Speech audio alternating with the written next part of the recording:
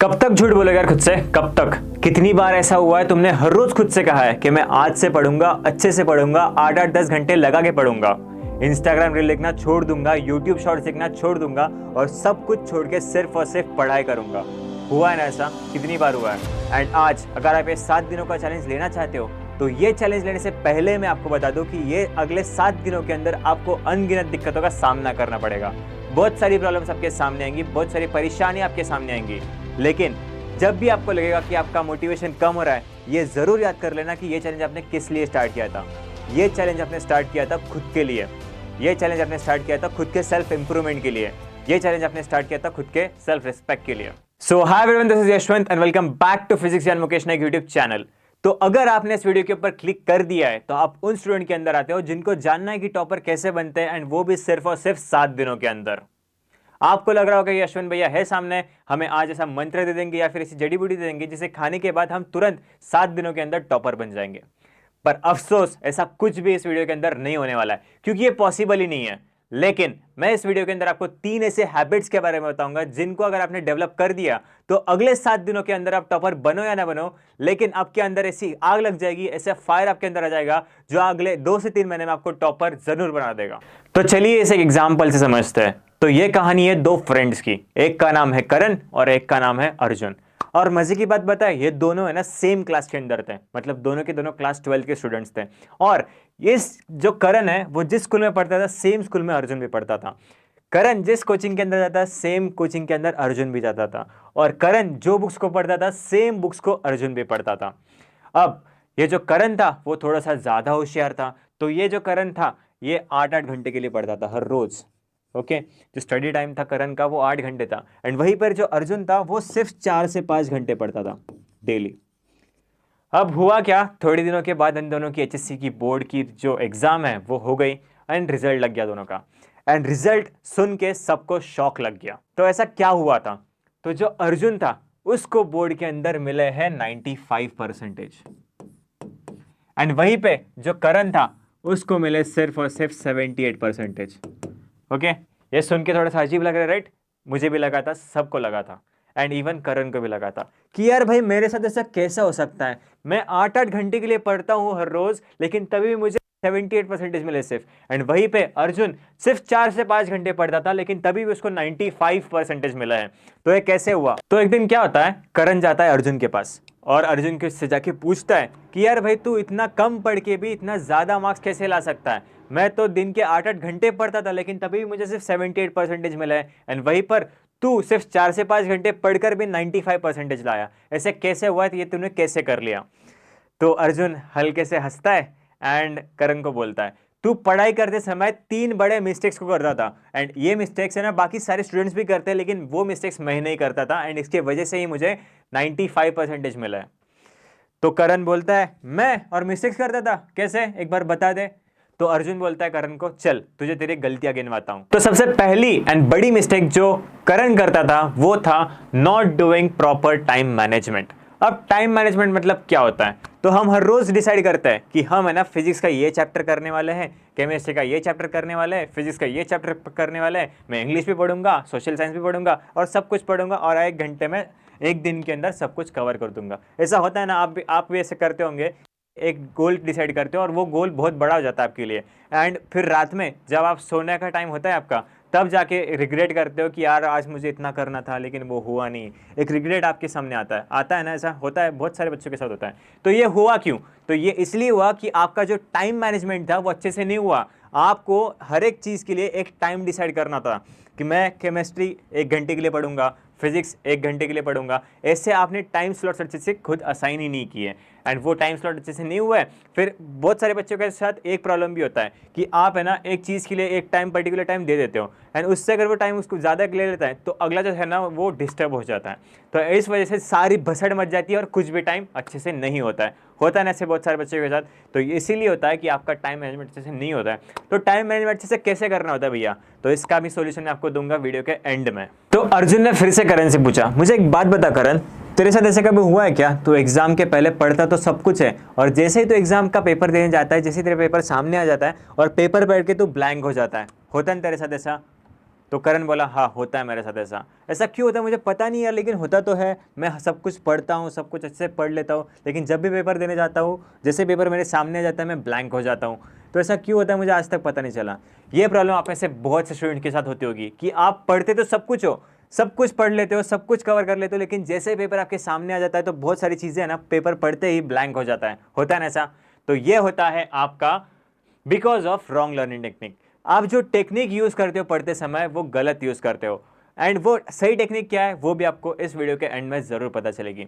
आप में से मोस्ट ऑफ द स्टूडेंट्स है ना एक गलती करते हैं, जब भी आप पढ़ते हो चीजें तो अच्छे से समझ के नहीं लेते हो उसको, आप है ना रट्टा मार लेते हो। ओके, तो ये चीज आप में से बहुत से बच्चे करते हैं, एंड इसी वजह से आपका जो है ना ये सॉल्यूशन प्रॉब्लम आपके साथ में होती है। अब इसका सॉल्यूशन क्या है तो ये भी आपके वीडियो के एंड में आपको जरूर पता चल जाएगा। तो ये चीजें ना आप में से बहुत से बच्चों के साथ होती होगी और मेरे साथ तो हर बार होती है। तो होता क्या है, मैं जब भी पढ़ाई करता हूँ तो पढ़ाई करते समय क्या होता है, मेरा मोबाइल ऐसे साइड में रहता है, मैं पढ़ते रहता हूँ, और तभी क्या होता है मेरे मोबाइल पे एक मैसेज आ जाता है, एंड मैं मैसेज पढ़ने के लिए मोबाइल हाथ में लेता हूँ, मैसेज का रिप्लाई दे देता हूँ, और रिप्लाई देने के बाद स्क्रॉल करने के बाद सामने साइड में मुझे इंस्टाग्राम दिखता है। मैं इंस्टाग्राम पे क्लिक करता हूँ, फिर रील्स देखता हूँ देखता हूँ देखता हूँ, देखते देखते कब वो जो छोटा सा ब्रेक मैंने लिया था वो आधे घंटे 1 घंटे का हो जाता है, पता भी नहीं चलता। एंड ये क्यों होता है, तो ये होता है सिर्फ और सिर्फ आपकी प्लानिंग अच्छे से नहीं होने की वजह से। फिर बाद में रिग्रेट होता है कि यार भैया मुझे पढ़ना था, मैं फिजिक्स पढ़ रहा था, और कब मैं वहां पे डिस्ट्रैक्ट हो गया। होता है ना सबके साथ, बहुत बार होता है। तो अब आप बोल रहे होंगे कि भैया आपने इतने सारे प्रॉब्लम्स तो हमें बता दिए, जो अर्जुन फेस करता था, जो करण फेस करता था, जो हम लोग फेस करते हैं, अब इसका सॉल्यूशन भी बता दो। तो लो अब इसका सॉल्यूशन भी डिस्कस करते हैं। मैंने आपको बोला था ना कि हर एक सॉल्यूशन प्रॉब्लम का मैं आपको सॉल्यूशन दूंगा, तो वो घड़ी आ चुकी है। तो चलिए एक सॉल्यूशन को एक एक करके डिस्कस करते हैं। तो सबसे पहली प्रॉब्लम जो आपकी थी वो थी कि आपका प्रॉपर टाइम मैनेजमेंट नहीं होता था, बराबर।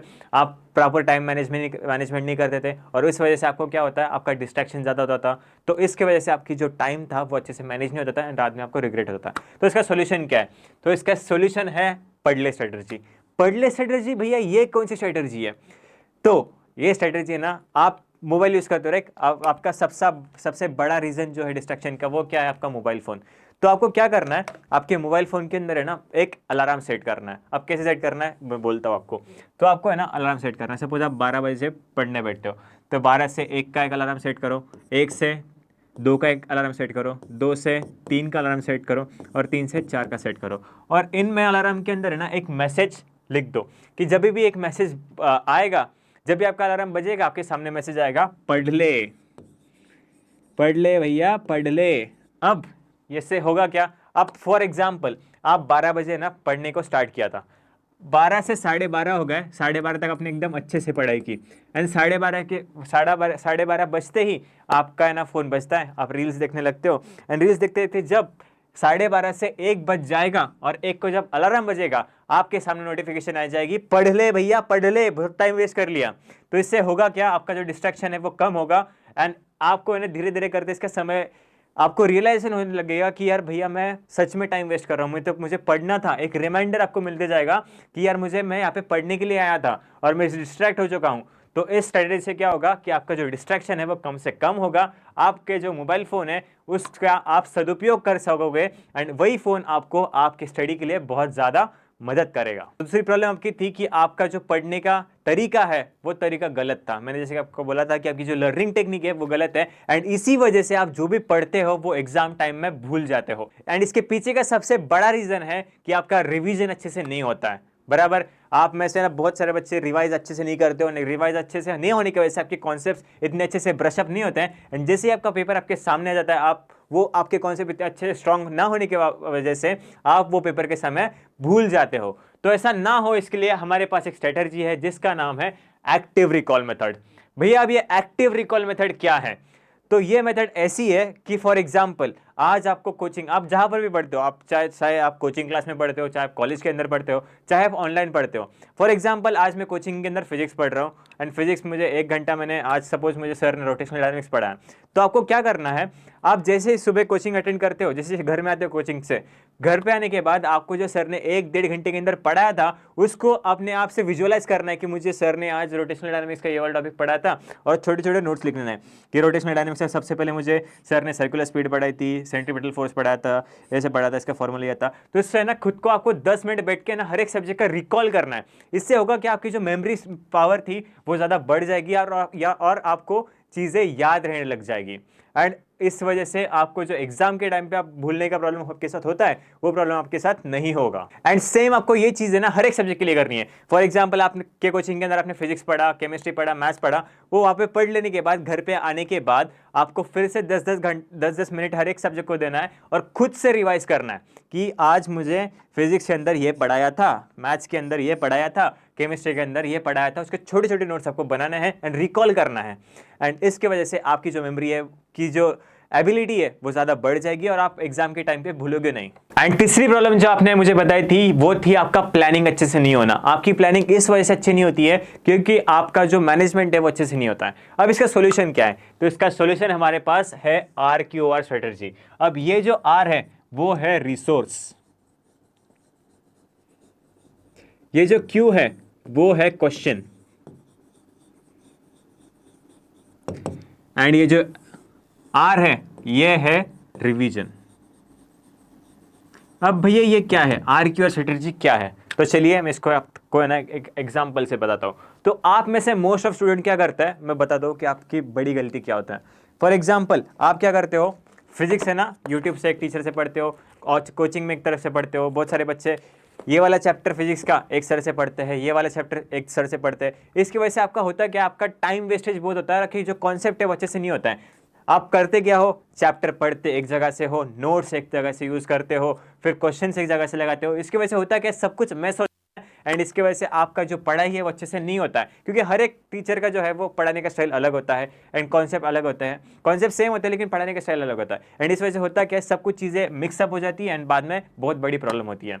लेकिन यही प्रॉब्लम आपकी सॉल्व करेगा RQR स्ट्रेटजी। आपको क्या करना है, रिसोर्स आप जो भी सब्जेक्ट पढ़ने वाले, फॉर एग्जांपल आप फिजिक्स पढ़ने वाले हो तो आपको है ना पहले ही डिसाइड कर लेना है कि आपको ये वाला कहाँ से पढ़ना है, उसका रिसोर्स आपको फिक्स कर लेना है। अब ये रिसोर्स जो है वो आपको कुछ भी हो सकता है। फॉर एग्जांपल आप कोचिंग में पढ़ रहे हो तो कोचिंग क्लास होगा, यूट्यूब से पढ़ रहे हो तो यूट्यूब होगा, या फिर किसी बैच में पढ़ रहे होगे तो वो होगा।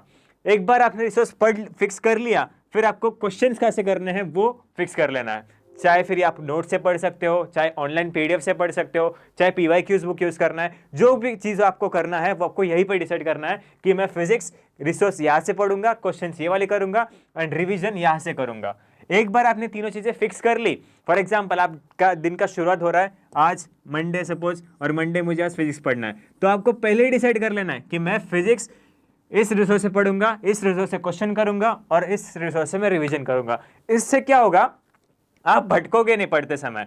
पहले बहुत सारे बच्चों के साथ क्या होता है, आप जैसे प्लान कर दो कि आज मैं फिजिक्स पढ़ने वाला हूं तो पढ़ने के बाद आप प्लानिंग में ज्यादा टाइम डाल देते हो। बराबर, आप में से बहुत सारे बच्चों के साथ ऐसा ही होगा कि है ना मैं फिजिक्स पढ़ने बैठता हूं और फिर मैं डिसाइड करता हूं कि मुझे ये वाला चैप्टर ना यूट्यूब पर गया इससे पढ़ना है, या फिर ऐप पर पढ़ना है, या फिर कोचिंग इससे पढ़ना है। और ये प्लानिंग में आपका जो टाइम है ना वो ज्यादा यहाँ पे बर्बाद हो जाता है। तो ये बर्बाद जो टाइम का होता है वो आपकी इस स्ट्रेटेजी की वजह से नहीं होगा।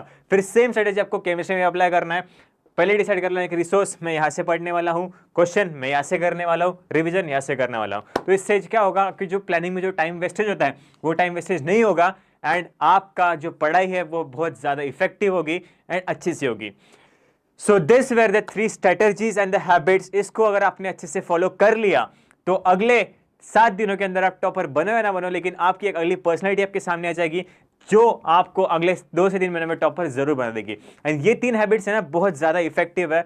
इसको आप अच्छे से फॉलो करते हो तो आपको आपके अंदर डिफरेंस जरूर पता चल जाएगा। लेकिन टर्म्स कंडीशंस अप्लाई है, आपको ये चीजें जो है एकदम ऑनेस्टी से करनी है क्योंकि पढ़ाई जो है ना वो खुद करता है, खुद करनी पड़ती है। जब तक आप आपकी जो मेहनत है वो करोगे नहीं खुद से तब तक आपको सक्सेस नहीं मिलने वाला है। वो कहते हैं ना जब तक आप खुद की मेहनत खुद नहीं करोगे, रियल मेहनत नहीं करोगे, तब तक आपको जो सक्सेस का जो रियल स्वाद होता है वो नहीं मिलेगा। तो एट लास्ट मैंने आपको ये तीनों जो चीज़ें थी, तीनों जो मेथड्स थी वो बता दिए। अब इसके आगे का जो खेल है वो सब कुछ आपको करना है, सब कुछ चीज़ें आपके सामने हैं, आपको इसको अच्छे से कंसिस्टेंटली फॉलो करना है एंड आप इसे ऑनेस्टी से फॉलो करते हो तो आपको सक्सेस ज़रूर मिलेगा। सो आई होप ये वाला वीडियो आपको जरूर पसंद आ गया होगा। इफ आपको वीडियो पसंद आ गया होगा तो अगला वीडियो आपको किस टॉपिक पे चाहिए, किस प्रॉब्लम से आप जूझ रहे हो, तो आप कमेंट सेक्शन में जरूर बता सकते हो। उसके ऊपर भी डिटेल वीडियो हम जरूर बना देंगे। एंड साथ ही आपके HSC एंड जो MSc की पढ़ाई है एक्सरसाइज चल रही होगी, अगर उसमें भी कुछ प्रॉब्लम आता है तो लेट अस नो, उस पर भी हम जो डिटेल सॉल्यूशन है वो जरूर ला देंगे। तो चलिए मिलते हैं ऐसे इन्फॉर्मेटिव वीडियो में, तब तक के लिए बाय बाय।